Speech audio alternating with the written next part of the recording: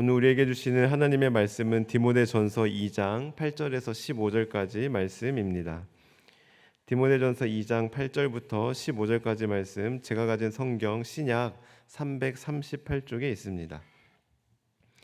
우리 함께 한 절씩 한 목소리로 합독하겠습니다.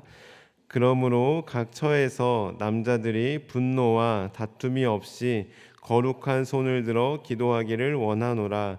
또 이와 같이 여자들도 단정하게 옷을 입으며 소박함과 정절로서 자기를 단정하고 따은 머리와 금이나 진주나 값진 옷으로 하지 말고 오직 선행으로 하기를 원하노라.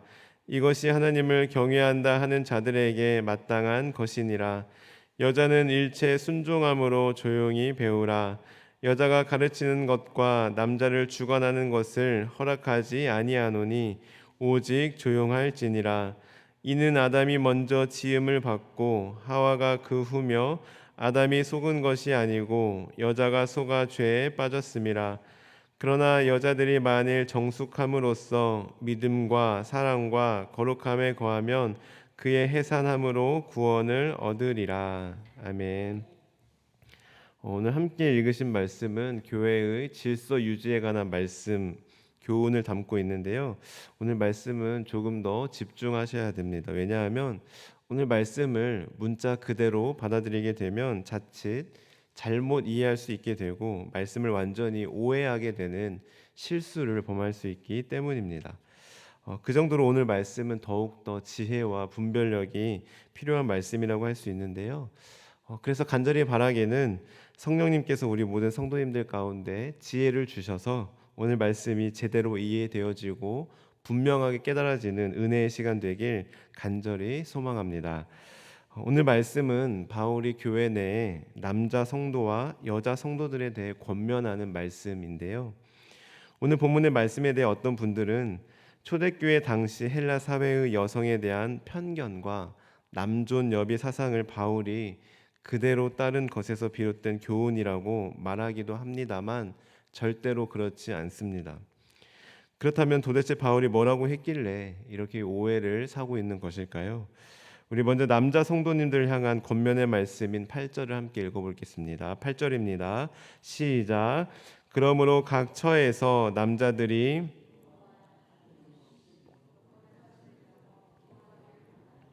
아멘. 여기서 각 처에서라는 단어는 그리스도인이 모이는 곳은 어디든지라는 의미를 가지고 있습니다. 즉 남자 성도는 어디를 가든지 분노와 다툼이 없도록 거룩한 손을 들어 기도하라라고 권면하고 있는데요.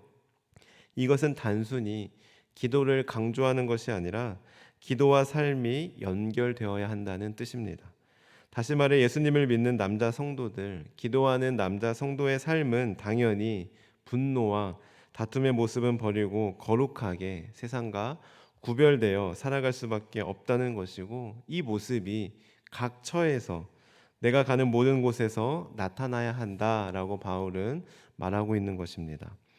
그렇다면 여자 성도들을 향하여서는 무엇을 권면하고 있을까요? 우리 9절의 말씀 함께 읽어보겠습니다. 시작. 또 이와 같이 여자들도 단정하게 옷을 입으며 소박함과 정절로서 자기를 단장하고 따은 머리와 금이나 진주나 값진 옷으로 하지 말고. 아멘. 여기서 이와 같이라는 단어는 남자 성도들이 주의해야 하는 것처럼 여자 성도들도 주의해야 할 바가 있는데, 그것은 바로 단정하게 옷을 입으라는 것입니다. 여기서 단정한 옷이란 적당한 혹은 규모 있게라는 뜻으로 사치하지 말고 검소하게 입으라라는 의미입니다. 즉 분수와 환경에 맞지 않는 과한 치장을 하여 남의 이목을 끌고자 하는 것은 어리석은 행동이라는 것이죠. 특별히 지금 이 말씀은 불특정 다수의 일반 여성들에게 하는 말씀이 아니라 교회 내 여자 성도들을 향하여 권면하는 말씀으로, 하나님께 예배하는 사람의 마음가짐은 정결함과 진정으로 사모하는 마음, 중심이 중요할 터인데 자신의 내면보다는 주위 사람의 시선을 지나치게 의식하여 분수에 지나친 치장을 한다면 그것은 외식하는 태도가 될 수 있다라는 것입니다. 그래서 뒤에 나오는 말씀을 보면 따은 머리와 금이나 진주나 값진 옷을 하지 말고 소박함과 정절로서, 즉 현숙함으로 자기를 단정하고, 무엇보다 10절에 보시면 선행으로 단장하라라고 말씀하고 있는 것입니다. 여기서 우리가 주의할 것은 외모를 아예 신경 쓰지 말라는 의미가 아닙니다. 화장도 하지 말고 절대로 꾸미지 말라라는 의미가 아닙니다. 자신을 단정하게 가꾸되 자기 분수에 지나치게 하나님을 향한 내면보다 사람을 위한 외향적인 면을 신경 쓰지 말고 선한 행동으로서 자신을 단장하고 꾸미라고 말씀하고 있습니다. 그렇습니다. 진정 아름다운 사람은, 매력적인 그리스도인은 행동으로 나타납니다. 아무리 화장을 진하게 하고 명품백을 메고 각종 금은보와 액세서리로 주렁주렁 치장을 한다 할지라도 입에서 거친 말과 욕이 나오고 행동 또한 선하지 못한 사람은 아름답지 않고 매력적이지 못합니다. 심하게 말하면 돼지 목에 진주 목걸이와 같다라고 할 수 있습니다. 이처럼 바울은 남자 성도와 여자 성도에게 각각 권면의 말씀을 전하였는데요. 여기까지만 보면 그래도 아직까지는 바울이 남자와 여자의 특성을 잘 파악하여 권면한 것 같다라는 생각이 듭니다.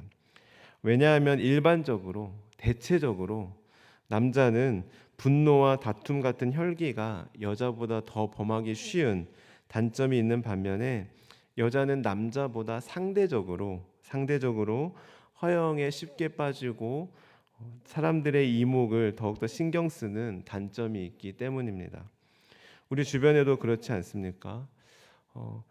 그래서 여기까지는 그래도 크게 오해할 부분은 없는 것 같습니다만 11절과 12절의 말씀이 많은 사람들로 하여금 오해와 논란을 불러일으켰는데 그것이 어떤 내용인지 우리 함께 읽어보도록 하겠습니다. 우리 11절과 12절 함께 읽겠습니다. 시작. 여자는 일체 순종함으로 조용히 배우라. 여자가 가르치는 것과 남자를 주관하는 것을 허락하지 아니하노니 오직 조용할지니라. 아멘. 어떻습니까?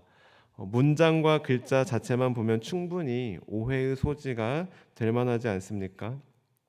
아니, 여자들만 콕 찍어서 조용히 하라고 하고 가르치지 말라고 하는 것은 성차별처럼 느껴지지 않습니까? 바울 사도 그렇게 안 봤는데 남존여배 사상으로 가득 차 있는 것처럼 여겨집니다. 아무렴 이때 당시 남존여배 사상이 당연하게 여겨지는 시대라 할지라도 바울만큼은 안 그럴 줄 알았는데, 아니 바울만큼은 안 그래야 되는 거 아닙니까? 그런데 이 말씀을 문자 그대로 보면 자칫 바울에게 실망할 수도 있습니다. 그러나 오늘 본문의 말씀 단어를 하나하나 자세히 살펴보아 제대로 이해하면 그런 오해가 발생하지 않는데요. 먼저 오해의 소지가 되는 조용히라는 단어의 의미를 살펴보면 헬라어 원어로 엔 헤스키아라고 하는데 이것은 분란 없이 질서 있는 이라는 의미를 가지고 있습니다. 또한 뒤에 여자는 가르치는 것을 허락하지 아니한다라는 말씀에서 가르치다는 가르치는 행위 자체라기보다는 잘못된 가르침을 의미합니다. 그리고 허락하지 아니한다라는 말은 바울이 허락하지 않겠다라는 의미가 아니라 허락되지 않는다라는 의미인데요. 이게 무슨 말인가 하면 사실 이때 당시에는 오늘날과 같이 여성의 권리와 지위가 향상되어 있지 못한 시대였습니다. 그러나 그런 시대 가운데 유일하게 남자와 여자가 평등하게 자유를 누릴 수 있는 공동체가 있었는데 그곳은 바로 교회였습니다. 그래서 당시 공적인 모임에서 남자와 여자가 함께 있는다는 것은 허용되지 않았던 시대였지만 복음이 전파되자 남자와 여자들이 함께 하나님을 예배하며 교회에서 함께 봉사하는 등 당시에는 획기적이고 충격적이라 할 수 있는 일들이 교회 내에서 일어난 것입니다.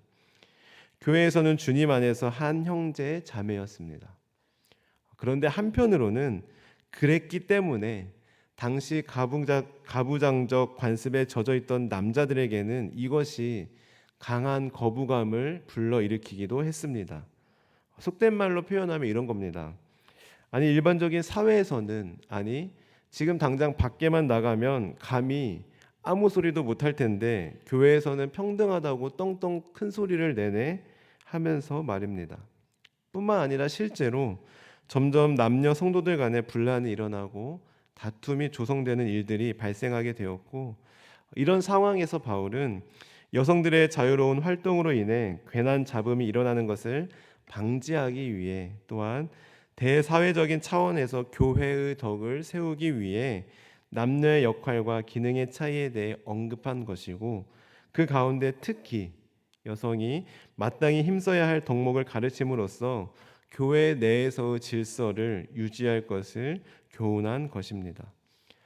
따라서 잘 생각해 보면 이러한 조치는 결코 여자들의 행동 반경을 제한하고 차별하는 것이 아니라 도리어 남성들의 반발로 인해 피해를 입을지도 모를 여자들의 기본 권익을 지켜주기 위한 보다 적극적인 바울의 조치라고 할 수 있습니다.